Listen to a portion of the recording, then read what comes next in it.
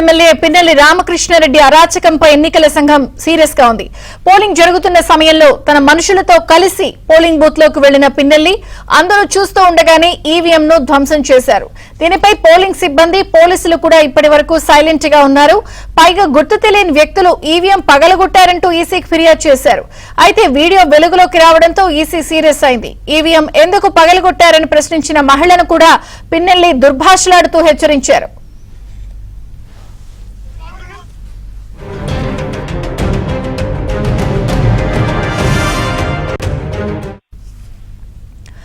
Polling కేంద్రంలో జరిగిన ఘటన పల్నాడు జిల్లా కేంద్రంలోని కంట్రోల్ రూమ్ లో, సీఈఓ కార్యాలయంలోని కంట్రోల్ రూమ్ లో కూడా సీసీ కెమెరా విజువల్స్ లో రికార్డ్ అయ్యాయి. అయినా సరే ఎందుకు చర్యలు తీసుకోలేదని సీఈసీ ప్రశ్నిస్తోంది.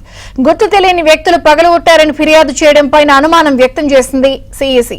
అందరూ కుమ్మక్కయ్యారా అనే ఆరోపణలపై ఆరా తీస్తోంది. కేసులో పిన్నెల్లి పేరు లేకపోవడంపై సీఈసీ ఆగ్రహం వ్యక్తం చేసింది.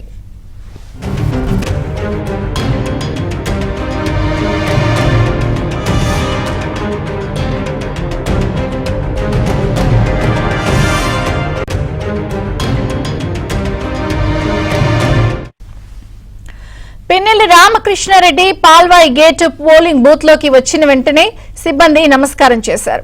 ఈవీఎం పగలగొడుతున్నప్పుడు కూడా ప్రిసైడింగ్ ఆఫీసర్ పక్కనే ఉన్నారు. అయినా సరే గుర్తు తెలియని వ్యక్తులు ధ్వంసం చేశారని ఎలా ఫిర్యాదు చేశారంటూ ఇప్పుడు విపక్ష నేతలు నిలదీస్తున్నారు.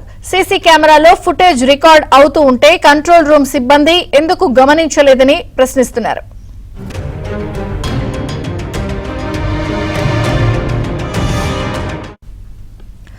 సీసీ ఫుటేజ్ బయటకు రావడంతో మాచర్ల రిటర్నింగ్ అధికారి, జోనల్ అధికారులతో పాటు ప్రిసైడింగ్ అధికారులపై కూడా చర్యలు తీసుకునేందుకు రంగం సిద్దమవుతోంది.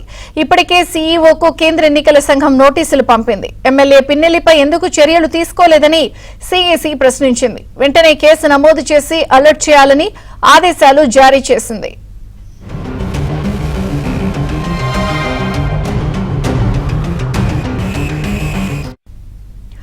సీఈసీ ఆదేశాలతో పిన్నెల్లి రామకృష్ణారెడ్డి అరెస్టుకు రంగం సిద్దమైంది.